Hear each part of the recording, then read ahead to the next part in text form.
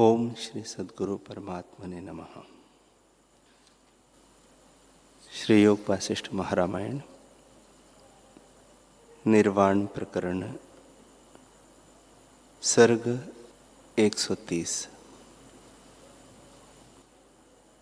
श्री वशिष्ठ जी बोले, हे रामचंद्र जी, इस संवेदन का होना ही अनर्थ है कि जीव अपने को कुछ जानता है। जब यह निवृत्त हो तभी इसको आनंद प्राप्त हो। हे रामचंद्र जी, ज्ञानी की चेष्टा अहंकार से रहित स्वाभाविक होती है।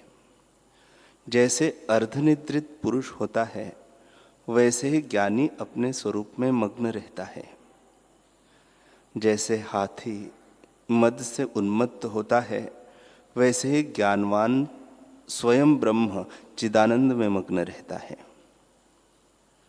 जैसे कामी को काम का व्यसन होता है वैसे ही सुख रूपी स्त्री को पाकर ज्ञानी मग्न रहता है, क्योंकि वह निरअहंकार है। सब दुखों का बीज अहंकार है। जब अहंकार नष्ट हो तब आनंद हो। हे रामचंद्र जी, संसार रूपी विष की बेली का बीज अहंकार है। जब अहंकार का अभाव हो तब संसार का भी अभाव होता है। हे रामचंद्र जी, अहंकार ही दुख का मूल है। इस संवेदन का विस्मरण बड़ा कल्याणकारक है। अनात्मा से मिलकर अपने को मानना या यही अहंकार ही अनर्थ है। राम जी ने पूछा, हे भगवान, जो वस्तु असत्य है वह नहीं होती और जो सत्य है उसका अभाव नहीं होता, फिर आप कैसे कहते कि अहम संवेदन का नाश करो? ये तो सद्भाषित होते हैं, इनका नाश कैसे करें? श्री वशिष्ठ जी बोले, हे रामचंद्र जी, तुम सच कहते हो कि जो वस्तु असत्य है वह नहीं होती और जो सत्य है उसका नाश नहीं होता। हे रामचंद्र जी, यह जो अहंकार दृश्य तुमको भासित होता है सो कभी नहीं हुआ, मिथ्या ही कल्पित है। जैसे रस्सी में सर्प होता है वैसे ही आत्मा में अहंकार है, और जैसे सूर्य की किरणों में जलाभास होता है वैसे ही आत्मा में अहंकार का शब्द अर्थ फुरता है। यह शब्द और अर्थ मिथ्या है। इसका लक्षण यह है कि मैं हूं सो कल्पित है। आत्मा केवल शुद्ध स्वरूप है, उसमें अहम तम शब्द अर्थ कोई नहीं है। यह बोध से भासित होते हैं और बोध से लीन हो जाते हैं। वेदना का बोध अनर्थ का कारण है और अबोध तम है। जब यह निर्वाण हो तब कर्म का बीज मूल से कटे। हे रामचंद्र जी, जो कर्मों को त्याग कर एकांत में जाकर बैठता है और ऐसे मानता है कि मैं कर्म नहीं करता, वह केवल मुख से कहता ही है पर वास्तव में अहंकार युक्त है। इससे फल को भोगता ही है, क्योंकि अहंकार सहित जीव फिर कर्म करेगा। वह आत्मज्ञान बिना अनात्मा से मिलकर अपने को कर्ता भोक्ता अधिक मानता है। जो पुरुष कर्म इंद्रियों से चेष्टा करता है और आत्मा को लिप्त नहीं जानता, वह अकर्ता ही है। उसके करने से कुछ अर्थ सिद्ध नहीं होता और न करने से भी नहीं होता। ऐसा पुरुष परम निर्वाण पद को प्राप्त होता है, जिस पद में वाणी की गति नहीं है। हे रामचंद्र जी, उसमें स्फुरण कोई नहीं, केवल चमत्कार है, अर्थात हुआ कुछ नहीं और भासित होता है। जैसे बेल की मज्जा बेल से भिन्न नहीं, वैसे ही यह जगत है। जैसे सोने से भूषण भिन्न नहीं, वैसे ही निज शब्द का अर्थ है। पर यह भिन्न भिन्न शब्द अर्थ तब तक भासित होते हैं जब तक अहम वेदना है। हे रामचंद्र जी, आत्मपद सदा अपने आप में स्थित है। जैसे पत्थर अपनी जड़ता में स्थित है, वैसे ही आत्मा चैतन्य घनता में स्थित है। उसको मुनीश्वर चैतन्य सार कहते हैं। उस अपने स्वरूप के प्रमाद से ही जीव दुख पाता है। हे रामचंद्र जी, जो पुरुष गृहस्थी में स्थित है पर अहंकार से रहित है, उसको वनवासी जानो। उसे सदा एकांत है। और जो वनवासी अहंकार सहित है, वह सदा जनों में स्थित है। प्रथम तो वह एक गड्ढे में था, फिर उसको त्याग कर दूसरे गड्ढे में पड़ा है। अर्थात वेशधारी है और वनवास लिया है। ईश्वर चाहे तो निकाले नहीं, क्योंकि बड़े कूप में पड़ा है। हे रामचंद्र जी, जो पुरुष अर्ध त्याग करता है या एक अंग का त्याग करता है और दूसरे को अंगीकार करता है, ऐसा पुरुष अपने को निष्काम मानता है, पर उसको यह त्याग रूपी पिशाचिनी भोगती है। हे रामचंद्र जी, यह जीव निष्कर्म तभी होता है जब इसकी अहम वेदना नष्ट होती है, अन्यथा नहीं होता। इससे कर्मों को मूल से उखाड़ो। जैसे कुल्हाड़ा बेली और वृक्ष को मूल से काटता है, वैसे ही काटो। अहम वेदना ही मूल है, उसको काटना चाहिए। हे रामचंद्र जी, पुरुष प्रयत्न इसी का नाम है कि अपने अहम का नाश करना और आप ही शेष रहना। देह से मिला हुआ जीव अपने को कर्ता भोक्ता जानता है। उस अहम का नाश करना और शिवपद को प्राप्त होना एक ही बात है। जो सर्वदा सतरूप अद्वैत है, यह विश्व भी उसका चमत्कार है। जैसे नारियल में खोपड़ा होता है और उसके बहुत नाम रखते हैं, सो नारियल से कुछ भिन्न नहीं, वैसे ही संसार आत्मा से भिन्न नहीं है। जैसे खंभे में काष्ठ से भिन्न कुछ नहीं, वैसे ही यह संसार है। यह नानात्व भी चैतन्य घन आत्मा ही है। निज अक्षर का जो अर्थ कहा है, वह भी जब वही है, तब विधि निषेध किसका कीजिए। सब परमात्म तत्व है, दूसरा नहीं। हे रामचंद्र जी, ऐसे आत्मा को जानकर सुख से विचरो। जैसे अर्धनिद्रित की चेष्टा होती है और जैसे बालक पालने में सोकर स्वाभाविक अंग हिलाता है, वैसे ही तुम्हारी चेष्टा होगी। अपने देह का अभिमान तुम मत करो। हे राघव, जो कुछ भाव अभाव पदार्थ भिन्न भिन्न भासित होते हैं, वे असत्य है। आत्मा का साक्षात्कार होने पर परमात्म तत्व ही भासित होगा और तब अहंकार का उत्थान निवृत्त होगा। हे रामचंद्र जी, एक और युक्ति सुनो, जिससे आत्मज्ञान होगा। यह जो अहम अहम क्षण क्षण में फुरता है, सो जब फुरे तभी उस क्षण में जानो कि मैं नहीं हूं। जब ऐसे दृढ़ होंगे, तब अहंकार रूपी पिशाच का नाश हो जाएगा और आत्म तत्व का तुम्हें साक्षात्कार होगा। इससे अहंकार के नाश का यत्न कर सोचो कि न मैं हूं न जगत है। हे रामचंद्र जी, ज्ञान इसी का नाम है कि अहम मम न रहे। उसको मुनीश्वर परब्रह्म और सम्यक पद कहते हैं। और जहां अहम मम है, वहां अविद्या रूपी तम है। हे रामचंद्र जी, अज्ञानी के हृदय में सब पदार्थों का भाव स्थित है।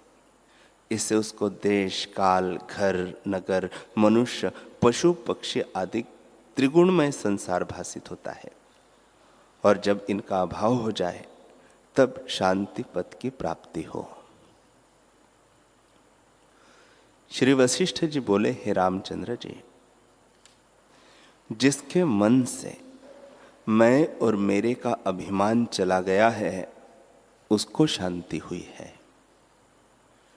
जिसके हृदय में मैं देह, मेरे संबंधी, ग्रह आदि का अभिमान है, उसको कदापि शांति नहीं, और शांति बिना सुख नहीं। हे रामचंद्र जी, प्रथम आप बनता है, फिर जगत। जो आप न बने तो जगत कहाँ हो। इसका होना ही अनर्थ का कारण है। जिस पुरुष ने अहंकार का त्याग किया है वह सर्वत्यागी है। जिसने अहंकार का त्याग नहीं किया उसने कुछ नहीं त्यागा। जिसने क्रिया का त्याग किया और अपने को सर्वत्यागी मानता है उसका यह विचार मिथ्या है। जैसे वृक्ष की डालें काटिए तो वह फिर उगता है, उसका नाश नहीं होता, वैसे ही कर्म के त्याग से त्याग नहीं होता। जो त्यागने योग्य अहंकार नहीं नष्ट होता तो कर्म फिर उपजते हैं। इससे अहंकार का त्याग करो, तब सर्वत्यागी होंगे। इसका नाम महात्याग है। तब स्वप्न में भी संसार न भासित होगा। जागृत का क्या कहना है? उसको संसार का ज्ञान कदापि नहीं होता। हे रामचंद्र जी, संसार का बीज अहम भाव है, उसी से स्थावर जंगम जगत भासता है। जब इसका नाश हुआ तब जगत भ्रम मिट जाता है। इससे इसके नाश की भावना करो। जब तुम्हें अहम की भावना फुरे तो जानो कि मैं नहीं हूं। जब इस प्रकार अहंकार का अभाव हुआ तब पीछे जो शेष रहेगा वही आत्मपद है। हे रामचंद्र जी, सब अनर्थों का कारण अहम भाव है, उसका त्याग करो। हे रामचंद्र जी, शस्त्र के प्रहार और व्याधि को यह जीव सह सकता है, तो इस अहम के त्यागने में क्या कदरना है। हे रामचंद्र जी, संसार का बीज अहम का सद्भाव है, इसी के नाश का तुम उपाय करो। जिसका अहम भाव नष्ट हुआ है उसको सब ठौर आकाश रूप है। उसके हृदय में संसार की सत्ता नहीं फुरती। चाहे वह गृहस्थ हो तो भी उसको यह प्रपंच शून्य बन जाता है। जो अहंकार सहित वन में जा बैठे तो भी वह जनों के समूह में बैठा है, क्योंकि उसका ज्ञान नष्ट नहीं हुआ। जिसने मन सहित क्षण इंद्रियों को वश नहीं किया उसको मेरी कथा के सुनने का अधिकार नहीं, वह पशु है। जिस पुरुष ने मन को जीता है अथवा दिन प्रतिदिन जीतने की इच्छा करता है वह पुरुष है। और जो इंद्रियों का विश्रामी अर्थात काम, क्रोध, लोभ, मोह से संपन्न है वह पशु है और महाअंधतम को प्राप्त होता है। हे रामचंद्र जी, जो पुरुष ज्ञानवान है उसमें यदि इच्छा दिखती है तो भी वह उसकी इच्छा अनिच्छा ही है और उसके कर्म अकर्म ही है। जैसे भुना दाना फिर नहीं उगता पर उसका आकार भासित होता है, वैसे ही ज्ञानवान की चेष्टा देखने मात्र को होती है, उसके हृदय में वासना नहीं होती। हे रामचंद्र जी, जो पुरुष इंद्रियों से चेष्टा करता है और हृदय में जगत की सत्यता नहीं मानता उसे कोई बंधन नहीं होता। और जो जगत को सत्य मानकर थोड़ा ही कर्म करता है तो भी वह फैल जाता है। जैसे थोड़ी अग्नि जागकर बहुत हो जाती है, ज्ञानी को बंधन कोई नहीं होता, उसका प्रारब्ध शेष है, यह भी वह हृदय में नहीं मानता और जानता है कि ये कर्म शरीर के हैं, आत्मा के नहीं। जैसे कुम्हार के चाक का वेग उतरता जाता है, वैसे ही उसका प्रारब्ध वेग उतरता जाता है और फिर जन्म नहीं होता, क्योंकि उसको अहंकार रूपी चरण नहीं लगता। इससे अहंकार का नाश करो। जब अहंकार नष्ट होगा तब सबके आदि पद की प्राप्ति होगी, जो परम निर्वाण पद है और जिसमें निर्वाण का भी निर्वाण हो जाता है। हे रामचंद्र जी, जब वर्षा काल होता है तब बादल होते हैं, जब शरद काल आता है तब बादल जाते रहते हैं। हे रामचंद्र जी, जब तक ज्ञान रूपी वर्षा काल है तब तक अहंकार रूपी वर्षा है। जब विचार रूपी शरद काल आवेगा तब अहंकार रूपी मेघ जाते रहेंगे और आत्म रूपी आकाश निर्मल भासित होगा। हे राघव, जैसे मलिन दर्पण में मुख का प्रतिबिंब उज्जवल नहीं दिखता और जब मैल मिटता है तब मुख का प्रतिबिंब स्पष्ट प्रत्यक्ष दिखता है, वैसे ही अहंकार रूपी मैल से जीव ढका हुआ है, इसे आत्मा नहीं दिखता। जब अहंकार रूपी मैल हटेगा तब आत्मा ज्यों का त्यों दिखेगा। जैसे समुद्र में नाना प्रकार के तरंग उठते हैं, सो सम्यकदर्शी को सब जलमय देख पड़ते हैं और भूषण में स्वर्ण ही भासित होता है, वैसे ही नाना प्रकार के प्रपंच उस सम्यकदर्शी को चैतन्य घन आत्मा में ही देख पड़ते हैं। वह आत्मा से भिन्न कुछ नहीं देखता।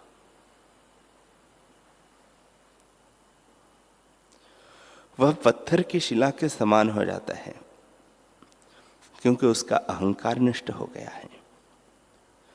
अहंकार संयुक्त है और क्रिया त्याग कर अपने को सुखी मानता है, वह तो मूर्ख है। जैसे कोई लकड़ी लेकर आकाश का नाश किया चाहे तो वह नष्ट नहीं होता, वैसे ही क्रिया के त्याग से दुख नष्ट नहीं होते। जब संपूर्ण संसार और कर्म के बीच अहंकार का नाश हो तब अक्रिय आत्म स्वरूप को प्राप्त होता है। जैसे तांबा अपने ताम्र भाव को त्याग कर सुवर्ण होता है, वैसे ही जीव अपना जीवत्व त्यागता है तब आत्मा होता है।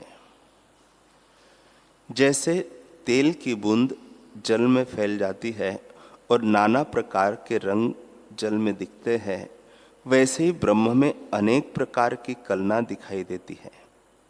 आत्मा, ब्रह्म, निराकार, निरंजन इत्यादि का नाम भी अहंकार से शुद्ध आत्मा में कल्पित हुए हैं। वह तो निष्क्रिय केवल सत्ता मात्र है और सत्य और असत्य की तरह स्थित है। हे रामचंद्र जी, संसार एक मिर्च का पेड़ है अथवा संसार एक फूल है, उसमें अहंता रूपी सुगंध है। जब अहंता उदय होती है तब संसार क्षण में उदय होता है और अहंता का नाश होने पर संसार क्षण भर में नष्ट हो जाता है। क्षण में उदय और क्षण में नाश होता है, सो अहंता का होना ही उदय होने का क्षण है और अहंता का लीन होना ही नाश का क्षण है। हे रामचंद्र जी, जैसे मृत्तिका में जल के संयोग से घट बनता है तब मृत्तिका घट संज्ञा पाती है, वैसे ही पुरुष को जब अहंकार का संग होता है तब संसारी होता है और जीव संज्ञा पाता है। वह देश, काल, पृथ्वी, पर्वत आदि दृश्य को प्रत्यक्ष देखता है। जब अहंता का नाश होता है तब वह सुखी होता है। निदान जो कुछ नाम और उसका अर्थ है सो अहंता से भासित होता है। जब अहंता को त्यागता है तब शांत रूप आत्मा ही शेष रहता है। जैसे पवन से रहित दीपक प्रकाशित होता है, वैसे ही अहंकार रूपी पवन से रहित जीव अपने स्वभाव में स्थित होकर आनंद पद को प्राप्त होता है, अनादि पद पाता है। सबका अपना रूप होता है और अपने देश, काल, वस्तु देखता है। हे रामचंद्र जी, जब तक अहंता का नाश नहीं होता तब तक मेरे वचन हृदय में न जमेंगे। जैसे रेत से तेल निकलना कठिन है, वैसे ही जिस पुरुष ने अपना स्वभाव नहीं जाना उसके लिए ब्रह्म को पाना भी कठिन है। अपना स्वभाव जानना अति सुगम है। जब अहंता का त्याग करे कि न मैं हूं और न जगत है, तब कल्याण होता है। तभी अहंता का नाश होता है और कोई भ्रम नहीं रहता। जैसे रस्सी के जाने से सर्प भ्रम निवृत्त हो जाता है। जब तक अहंता फुरती है तब तक उसको उपदेश नहीं लगता। जैसे आरसी पर मोती नहीं ठहरता, वैसे ही जिसको अहंता फुरती है उसके हृदय में मेरे वचन नहीं ठहरते, और जिसका हृदय शुद्ध है उसको मेरे वचन लगते हैं। जैसे तेल की बूंद जल में फैल जाती है, वैसे ही उसको थोड़े वचन भी बहुत लगते हैं।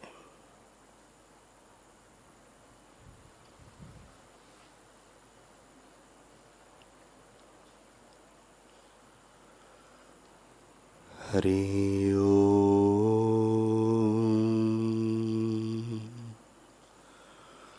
हरि ओम।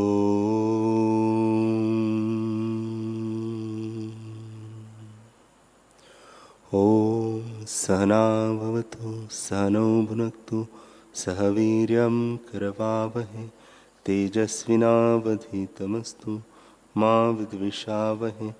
ओम शांति शांति शांति। श्री सद्गुरुदेव भगवान की जय।